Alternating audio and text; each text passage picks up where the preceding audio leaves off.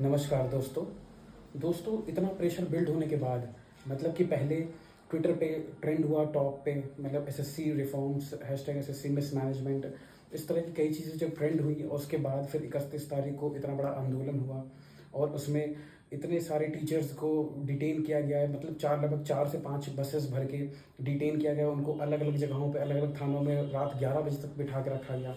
और उसके बाद फिर मेन स्ट्रीम मीडिया को भी आना पड़ा जंतर मंतर पे, उन्होंने भी लाइव कवरेज वगैरह दी। उसके बाद रिजल्ट्स क्या निकले कि अब एसएससी के चेयरमैन को आखिरकार आना ही पड़ा सामने। और दोस्तों, एसएससी के चेयरमैन के साथ जो इंटरव्यू हुआ वो तो आप सबने देख ही लिया होगा, अलग अलग प्लेटफॉर्म से वो अवेलेबल है। और दोस्तों, रिजल्ट्स ये निकले कि एसएससी के चेयरमैन जो हैं वो खुद स्वीकार कर रहे हैं ये सब चीज़ें कि हाँ, उनका कहना ये है कि लगभग 50 से 55 हज़ार बच्चे प्रभावित हुए हैं इस चीज़ से, इस मिसमैनेजमेंट को लेकर।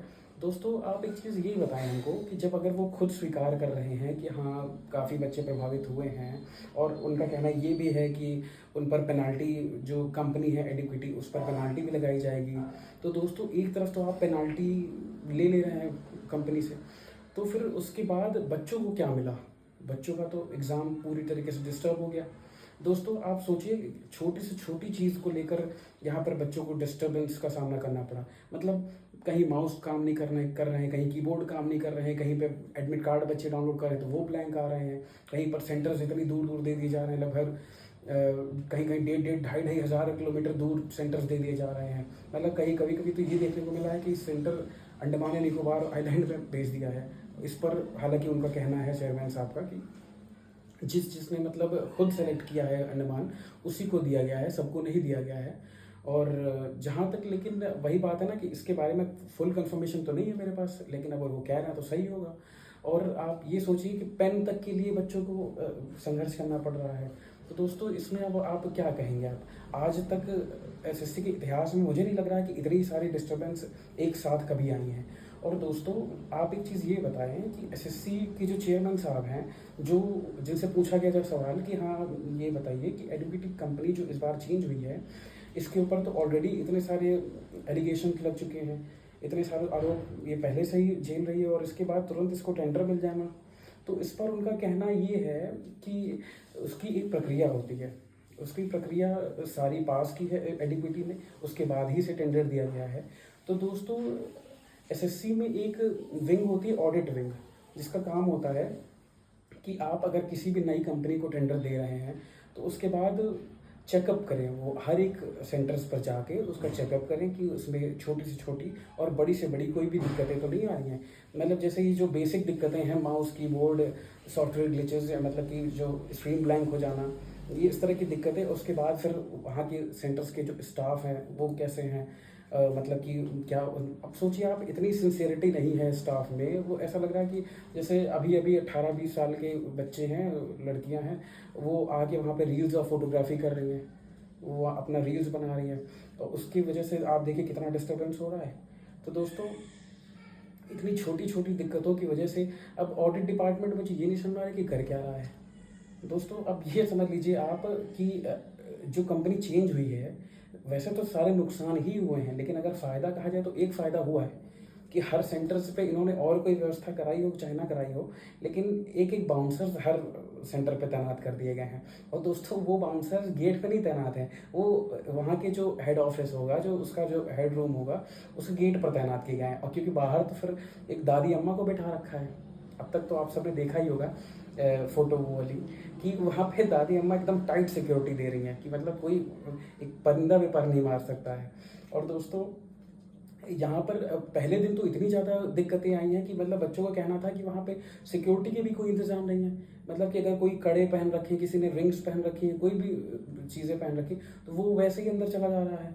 और अंदर आप देखिए कितनी सारी फ़ोटोज़ अंदर की बाहर आई हैं लैब के अंदर की, कि मतलब कोई डिस्प्ले की फ़ोटो खींच रहा है। अगर कोई इंसान वहाँ पर, जो इन्विजिलेटर्स हैं, वो फ़ोन अलाउड है उनके लिए, फ़ोन्स भी अंदर लेकर जा रहे हैं। तो क्या ये चीज़ दूर नहीं है कि जब एग्ज़ाम होगा उसके बाद रिजल्ट आएंगे तो पता चलेगा कि नहीं भैया, कट ऑफ तो 200 में से 190 पहुँच गई?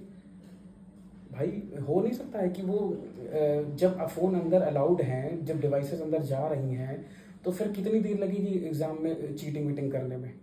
और उसके बाद फिर आप सोचिए कि वहाँ पर रील्स और सेल्फीज बन ली जा रही हैं, है ना। तो ये सब चीज़ों से तो बहुत ज़्यादा ही प्रॉब्लम इस बार हो गई है। इससे पहले तो इतना ज़्यादा कभी फेस नहीं करना पड़ा है। तो दोस्तों अब वहाँ पर दिल्ली पुलिस का ये कहना है कि आप शांतिपूर्ण तरीके से आप धरना करें। आप वहाँ पर लाठीचार्ज भी हुआ था। अब आप ये बताएं कि कितनी शांतिपूर्ण तरीके से किया जाए। मतलब कि सबसे पहले क्या ऐसा तो है नहीं कि हम लोग 24 तारीख को एग्ज़ाम हो, 24 तारीख को ही रोड पर आ गए, ऐसा तो हुआ नहीं। 24 तारीख को एग्ज़ाम हुआ, हम लोग 31 तारीख को आए, मतलब कि एग्जैक्टली 1 वीक के बाद।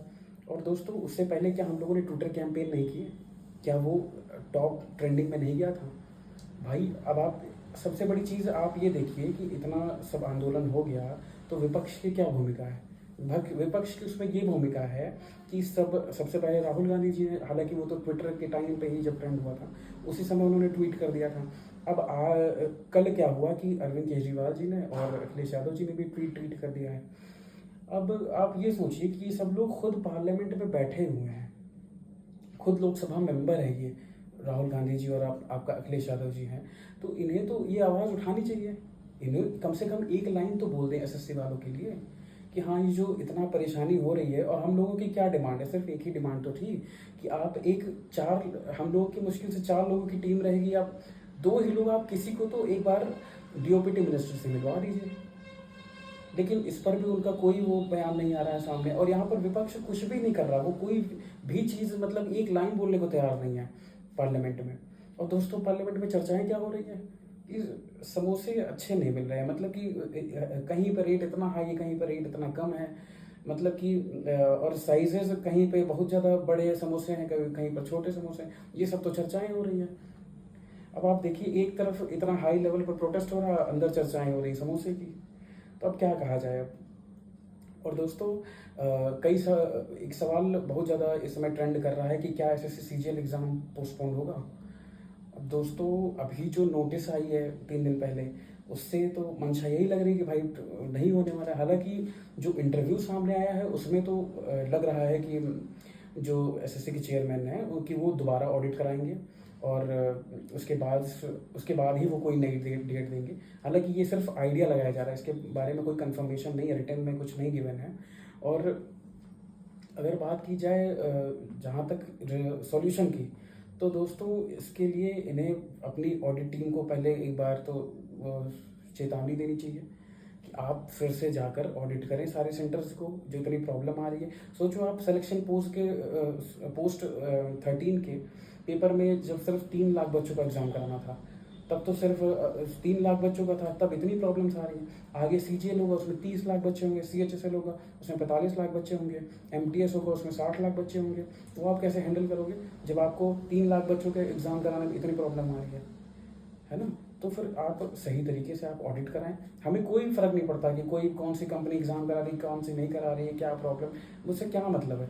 मुझसे ये मतलब है कि हाँ जो मिसमैनेजमेंट हो रहे हैं कि हाँ भाई अब माउस कीबोर्ड स्क्रीन ऑफ हो जाना या फिर पेन को लेकर जो ये सब दिक्कतें आ रही है, एडमिट कार्ड ब्लैंक होना, सेंटर सीटेड हो जाना, बस इसी से समस्या है। और हर हर मुकाम पे तो ये कंपनी फेल रही है। कहीं पे तो पास होती कि हाँ लगता कि हाँ ये चीज़ तो अच्छी है, हर जगह पे फेल हो रही है कंपनी। तो दोस्तों मेरे हिसाब से सर को यहाँ पर एक बार जांच करनी चाहिए इसकी, और उसके बाद नए सिरे से नया कैलेंडर जारी करना चाहिए। और हालांकि टाइम तो लगेगा जांच करने में, इंडिया में इतने सारे सेंटर्स हैं, ऑल इंडिया सेंटर्स हैं, इनको जांच करनी चाहिए, अपनी अलग कमेटी बिठानी चाहिए इसके लिए। और उसके बाद जब जांच करने के बाद जब सब कुछ एकदम फाइनल हो जाए, क्लियर हो जाए, सब सही हो जाए, और उसके बाद आप ये सोचिए अभी जब ऑपरेशन सिंदूर के टाइम पे यहाँ पर मॉक ड्रिल हुई थी, तो जैसे मॉक ड्रिल आपको पता ही है कि हाँ एक तैयारी के लिए होती है। तो जब आपने नई कंपनी यहाँ पर एडुकेटी को हायर किया था तो एक बार मॉक टेस्ट उसका करवा लेते हैं, कम से कम 100-200 अपने स्टाफ के मेंबर्स को बिठा के हर सेंटर्स पे, मतलब कि ना 100-200, 1-2 मेंबर्स को भेज देते कि हाँ एक बार चेक कर लें कि एग्ज़ाम्स के दौरान कोई दिक्कत तो नहीं आ रही है। लेकिन रिजल्ट्स क्या निकले कि उन्होंने कुछ भी ध्यान दिया नहीं। और मुझे ये नहीं समझ में आ रहा कि ये जो हमारे मिनिस्टर साहब हैं, इतना सब हो जाने के बाद अब तो मेन स्ट्रीम मीडिया भी दिखा रहा है, इतने सारे लगभग हज़ारों यूट्यूबर्स भी दिखा रहे हैं, इतना सा प्रोटेस्ट हो गया, लाठियाँ चल गई, डिटेन कर लिया गया, 11-11 बजे तक छोड़ा गया, उसके बाद फिर किसी की हड्डियाँ टूट गई, किसी को डंडे पड़े हैं, इतना सब हो जाने के बाद भी उनको कोई फ़र्क ही नहीं पड़ रहा। ना एक ट्वीट तक सामने नहीं आ रहा कि हाँ हम संवेदना व्यक्त कर रहे हैं, कोई फर्क नहीं पड़ रहा हमको। तो इससे कैसे काम चलेगा बताइए आप। इतना मिसमैनेजमेंट हो चुका है अब कि अब ये तो फिर बहुत ज़्यादा प्रॉब्लम की बात है। तो दोस्तों अब सॉल्यूशन इसी में है कि उन्हें करना चाहिए। अब वो तो उनके ऊपर है, वो करे ना करे। अब तो हम लोग को तो डेट मिल गई है 6 तारीख प्रोटेस्ट करने की, शांतिपूर्ण प्रोटेस्ट करने की। और दोस्तों शांतिपूर्ण प्रोटेस्ट क्या, इससे पहले हम लोगों ने ट्विटर कैंपेन करके नहीं किया था? क्या रिजल्ट मिला उसका? कुछ रिजल्ट मिला? तो दोस्तों ये तो सिर्फ एक मजाक वाली बात है कि हाँ से अच्छा डेट कौन कौन सी मिली है? 6 और 18। और 6 तारीख को भी सिर्फ 3 घंटे के लिए। 3 घंटे में 6 तारीख को अगर हम लोग कैंपेन वहाँ पर प्रोटेस्ट करेंगे तो वहाँ कौन सुने? जब इतना आवाज़ इतना हल्ला हो चुका है अभी तक किसी ने नहीं सुना, तो 6 तारीख को 3 घंटे के प्रोटेस्ट में क्या सुन लेंगे वो? आप बताइए हमको। अगली डेट दे रहे हैं वो 18 तारीख। 18 तारीख का मतलब ये है कि एक बार सीजीएल एग्ज़ाम अगर से 13 तारीख से स्टार्ट हो गया तो उसके बाद क्या वो रुक जाएगा कैंपेन करने से? नहीं रुकने वाला है। तो दोस्तों एसएससी की मंशा एकदम साफ है कि उन्हें कोई फ़र्क नहीं पड़ रहा है। और दोस्तों जो चेयरमैन साहब है वो खुद सब कुछ स्वीकार कर रहे हैं कि हाँ इतने बच्चे प्रभावित हुए हैं, इतने बच्चों को इतनी दिक्कतों का सामना करना पड़ा है, लेकिन वो एक तरफ पेनाल्टी लगाने के लिए बैठे हैं और दूसरी तरफ वो बच्चों के लिए कोई उनके पास प्लान नहीं है। तो दोस्तों